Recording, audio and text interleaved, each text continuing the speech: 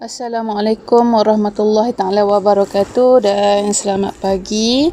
Baik, untuk pagi ni kita masuk bab yang pertama iaitu bidang sejarah dan apresiasi seni visual.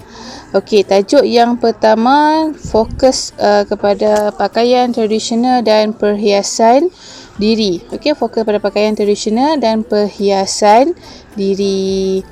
Okey, pakaian tradisional yang terdapat di Malaysia adalah pakaian tradisional untuk kaum Melayu, Cina, India, Kadazan di Sabah dan juga Iban di negeri Sarawak. Okey, pakaian merupakan sebahagian daripada budaya benda yang menampilkan aspek kepelbagaian, potongan dan gaya. Itu definisi utama pakaian. Okey. Baik, selain itu juga pakaian bukan sahaja berfungsi sebagai bahan yang menutup tubuh badan, bahkan mempunyai nilai estetik secara simboliknya terkandung dalam falsafah dan makna. Okey, dia mempunyai pakaian kita yang kita pakai ni mengikut kaum masing-masing, dia ada nilai estetik dia tersendiri.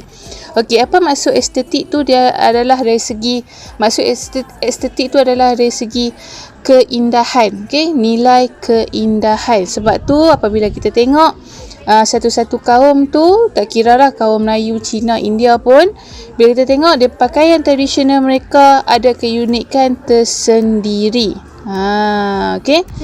Baik, masyarakat di Malaysia terdiri pada berbilang kaum dan etnik. Okey, saya dah beritahu dah tadi. Setiap kaum pula memiliki identiti budaya yang berbeza. Sebab itulah apabila identiti budaya berbeza, pakaian kita pun berbeza. Okey, mengikut kaum. Okey, pakaian tradisional dan perhiasan diri merupakan satu daripada aspek yang dapat menyelahkan perbezaan identiti budaya. Okey. Baik. Mengikut budaya masing-masing lah. Cina, India, okey, Iban, Kadazan yang terbesar di Malaysia. Okey. Okey, ini contoh-contoh pakaian tradisional. Okey, congsam, kebaya, sari. Okey, mari kita tengok satu persatu. Okey. Definisi pakaian. Okey, istilah pakaian mempunyai makna yang begitu luas takrifnya. Pakaian daripada aspek tersirat mencerminkan adat dan perilaku masyarakat pemiliknya. Dalam tradisi budaya, pakaian dikaitkan dengan upacara dan adat istiadat. Sebab itulah apabila ada istiadat, macam contoh untuk Pertabalan Agung, Pertabalan Sultan, pakaian lengkap, pakaian yang menunjukkan Kesultanan Melayu. Okey, ada belajar sejarah kan? Okey. Baik, jenis pakaian tradisional dan perhiasan diri untuk lelaki Melayu ada jenis baju sikap, ada jenis baju Melayu cekak musang, ada jenis baju Melayu teluk belanga. Okey, tengok satu persatu. Yang atas tu adalah, yang dipakai bahagian atas tu adalah tengkolok dan ada keris berserta sampin. Okey, untuk lengkapkan pakaian. Okey, kalau baju sikap ni dia berleher cekak musang. Okey, yang dia cekak musang, dia macam cekik dekat tekuk tu kan. Okey, dengan pakaian satu butang sahaja di atas. Anak baju di bahagian dalam dipadankan dengan baju sikap berpotongan lurus dengan belahan di hadapan. Dia terbelah ke hadapan, nampak bahagian baju kat dalam dan juga bahagian samping di dalam yang dipakai. Okey, itu baju sikap. Untuk baju capal pula, dia ada pakai tengkolok juga. Lehernya leher yang ada cekak musang. ada keris dan mesti pakai sampin baru lengkap. Okey, baju cekak musang ni dengan pemakaian 5 butang sejajar. Ada butang, okey, ada butang ke atas tu. Okey, atasnya ada butang baju Melayu. Okey. Pemakaian sampin diikat ke tepi dengan keris hiasan disisip di hadapan. Okay. Baik, yang ketiga, contoh baju Melayu teluk belanga. Kalau baju Melayu teluk belanga, lehernya teluk belanga lah. Dia tak ada yang cekak musang tu. Macam baju kurung perempuan tu, dia punya leher dipanggil leher teluk belanga. Okey, dia dipadankan dengan songkok dan ada sampin, barulah lengkap pakaian Melayu teluk belanga. Okey, baju Melayu teluk belanga dengan pakaian satu butang. Okey, dia ada butang bahagian atas satu saja sebagai pelengkap gaya. Pemakaian kain atau sampin di bahagian luar turut dikenali sebagai kain dagang luar. Mesti ada samping juga. Dan juga ketiga-tiga pakaian Melayu ni dipadankan dengan kasut capal. Okey, selipar capal. Okey, barulah cantik. Okey. Baik, seterusnya pakaian tradisional Melayu wanita. Okey, ada lebih kurang 1, 2, 3, 4, 5. Okey, lebih kurang 5 contoh untuk pakaian Melayu. Pakaian tradisional Melayu wanita. Okey, adanya baju kurung teluk belanga. Okey, ni cikgu katakan tadi tu, macam baju Melayu lelaki tadi, teluk belanga, dengan pemakaian satu butang atau kerongsang di leher baju. Baju ini mempunyai kekek dan pesak dengan padanan kain bersusun tepi, dikenali sebagai ombak mengalun. 3 cucuk sanggul tersemat kemas di kepala. Itu pelengkap dia. Dia pakai cucuk sanggul, aksesori dia di kepala. Okey. Okey, yang kedua adalah baju kurung kedah dengan leher teluk belanga diperindahkan dengan perhiasan kalung papan di dada. Baju dipadankan dengan kain lipatan bertangkup atau berselisih di hadapan. Ni kain dia ni. Macam ni orang kata kain pakai tu kan. Kita duk panggil kain pakai. Tapi dia punya bahasa yang sebenarnya adalah kain lipatan bertangkup atau berselisih di hadapan. Okey, kalau baju kurung kedah ni, kalau awak perasan dia punya baju dia singkat di bahagian lengan. Baju kurung kedah. Kalau baju kurung kedah ni selalunya asal pada Kedah lah kan. Nama pun baju kurung kedah. Okey. Selalunya kalau baju kurung kedah ada orang pakai baju saja. Contohnya macam datuk nenek kita duk buat pergi ke sawah kan. Depa pakai baju kurung kedah, baju je. Okey, kain-kain batik. Ni contoh baju kurung kedah yang lengkap beraksesori. Ada aksesori dia sekali, dia pakai rantai tu. Okey. Yang ketiga adalah baju kurung berbelah di bahagian hadapan. Dikemaskan dengan ni baju kebaya berbelah di bahagian hadapan, dikemaskan dengan pemakaian kerongsang ibu dan anak 3 sejajar. Wanita tampil anggun disertakan dengan perhiasan cucuk sanggul di kepala dia. Ni baju kebaya. Okey, berbelah di hadapan. Okey, di bahagian hadapan. Alright. Okey, ni baju kebaya. Okey, bawah dia yang keempat adalah baju Riau Pahang. Okey, baju Riau Pahang. Yang ni memang asal pada Pahang, Riau Pahang. Berleher cekak musang dengan potongan pesak gantung. Pesak gantung ni kat bahagian ni. Okey, pesak gantung. Okey. Pesak gantung pemakaiannya diperindahkan dengan perhiasan dokoh. Dia pakai dokoh ni kat leher dia ni. Kita panggil dia dokoh, okey? Ada aksesori dia. Okey. Sanggul, lintang dan gendik sebagai penyeri wajah pemakai ni. Bahagian yang dia pakai kat atas kepala ni. Yang dia ada sanggul kat atas tu, Okey, yang depan tu adalah gendik. Okey, bahagian depan dekat atas dahi dia tu. Okey. Bukan gedik, gendik. Okey. Okey, yang seterusnya yang kelima adalah baju kurung cekak musang. Okey, pasal apa nama cekak musang? Sebab dekat bahagian lehernya tu ada lipatan cekak musang. Okey. Dengan pemakaian 3 butang, macam baju Melayu lelaki cekak musang tu, yang baju Melayu lelaki cekak musang dia ada 5 butang, tapi kalau perempuan punya yang baju kurung cekak musang dia ada 3. Cantik juga baju ni. Okey. 3 butang di dada. Pemakaian diperindahkan dengan sanggul lintang sebagai perhiasan. Di kepala dia ada pakai sanggul. Alright. Itu pakaian tradisional bagi kaum Melayu. Okay, lelaki dan perempuan. Okey, kita balik kepada yang ni tadi. Aksesori untuk lelaki Melayu. Okey, ada tengkolok yang diubah daripada sebidang kain persegi yang dilipat, disusun, dibentuk dan diolah dengan pelbagai gaya. Okey, itu tengkolok.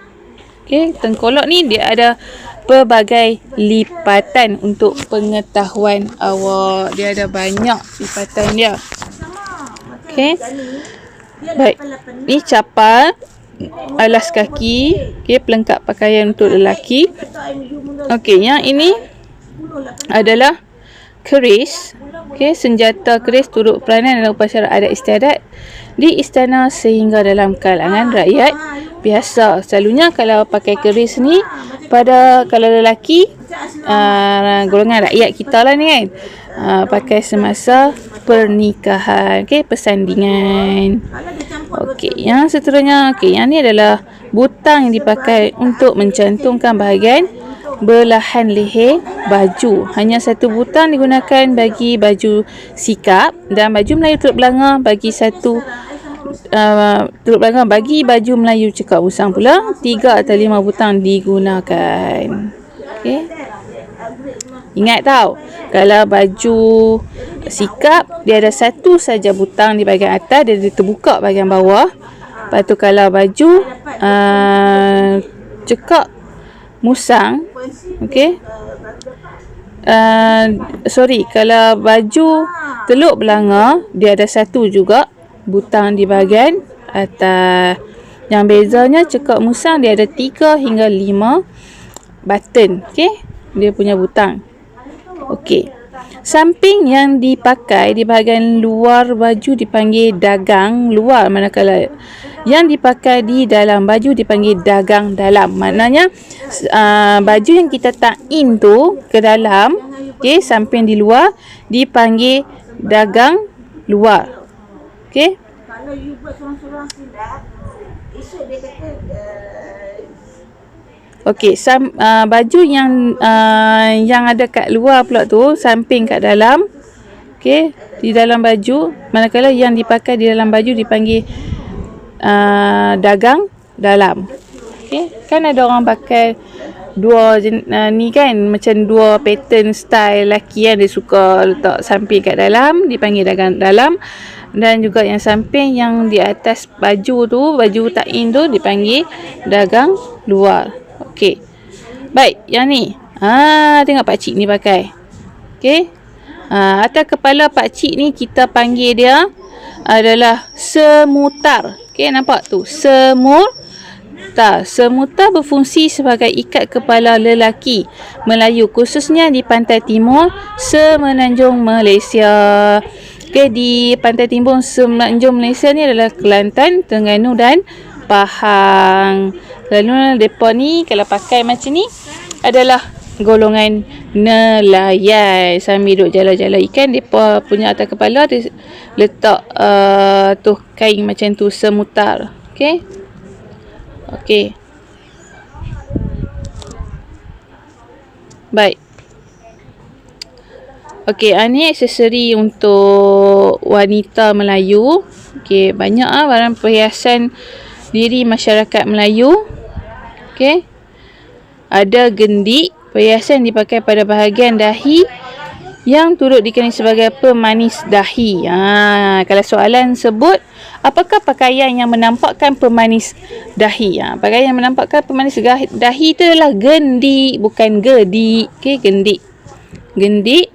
Okey, yang ni pula sanggolintang. Okey, sanggolintang berbunga getar yang diubah suai lebih ringkas. Okey, dia menggunakan berbunga getar. Okey, bunga getar. Bila pakai pun macam gedik kan. Dia bergetar-getar gitu. Okey, yang ni adalah pending. Okey. Pending merupakan kepala tali pinggang. Okey, kepala tali pinggang. Kalau dia tunjuk gambar Raja Pending ni, awak tahu, oh ni kepala tali pinggang untuk golongan wanita atau lelaki yang digayakan dengan sarung atau sampin. Okey, dia pakai, kalau lelaki dia pakai dengan sampin, kalau perempuan dia letak dekat pinggang sajalah. Okey, nampak, memang nampak bahagian luar. Pakai luar lah baru nampak. Kalau pakai dalam, perempuan tak nampak lah. Okey, aksesori. Baik, yang ketiga adalah dokoh. Okey, dokoh ataupun kalung papan merupakan perhiasan diri yang dikalungkan di dada sebagai pelengkap gaya. Yang ni kita pakai macam rantai tu, tapi dia duduk, dia berjuntai sampai ke dada kita. Okey, tu dokoh ataupun kalung papan. Okey, ni dokoh, ini kalung papan, perhiasan pada bahagian dada. Alright. Yang seterusnya adalah cucuk sanggul. Cucuk sanggul dipakai satu atau satu set yang lengkap daripada 3, 5 atau 7 sebagai perhiasan di kepala. Dia pakai dia, cucuk sanggul ni mesti bilangan yang ganjil, 3, 5 atau 7. Cucuk lah atas kepala tu, dekat rambut tu kan. Menampakkan bahagian kepala tu lebih cantik. Ni yang free hair saja tau. Yang tak free hair, perempuan Melayu Islam, dia kena pakai macam tudung alas lah dulu, barulah cucuk benda ni. Macam nak buat tarian zapin ke, contoh macam tu lah. Okey, seterusnya adalah kerongsang berantai. Okey, kerongsang berantai ni dia ada 3 sejajar dengan ikatan rantai. Ni kerongsang. Okey, kerongsang 3 sejajar dengan ikatan rantai. Yang ni kita duk pakai dia dengan baju kebaya selalunya kan, dia berjuntai. Kalau awak perasan duk pakai aksesori, kalau hari raya ada lah duk pergi cari benda-benda macam tu kan. Okey, yang ni cincin diikat dengan batu permata atau cincin belah rotan yang begitu halus ukirannya. Kalau bagi adat masyarakat Melayu, kalau belah rotan ni, cincin belah rotan ni selalunya cincin merisik kan. Okey.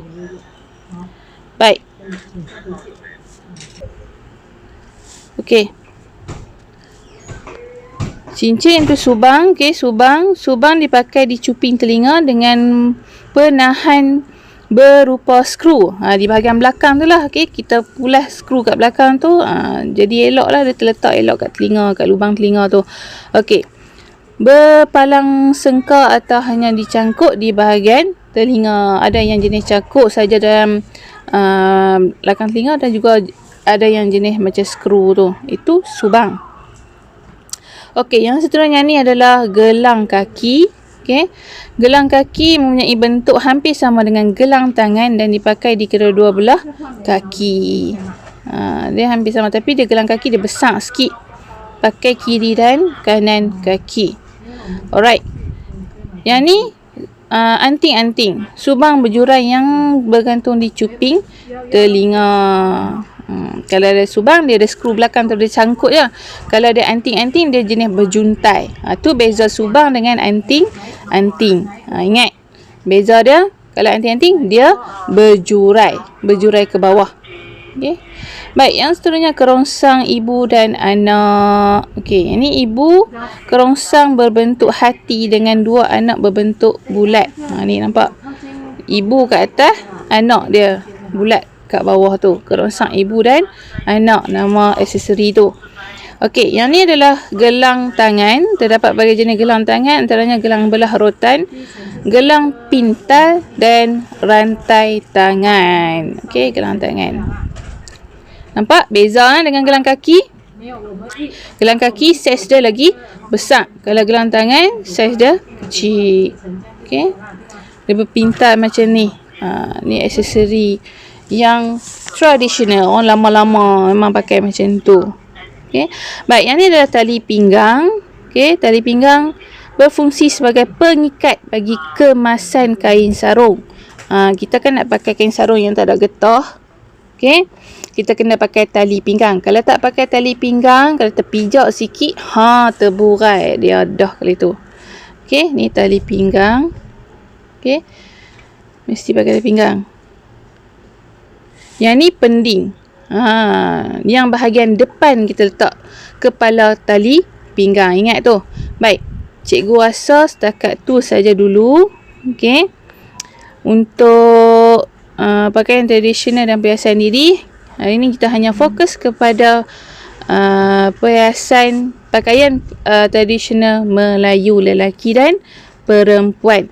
Jadi, cikgu nak untuk hari ni awak buat nota yang ringkas sahaja. Buat dalam peta minda pun boleh. Okey. Buat dalam bentuk peta minda, lagi mudah untuk difahami apabila membaca. Okey. Sekian, terima kasih.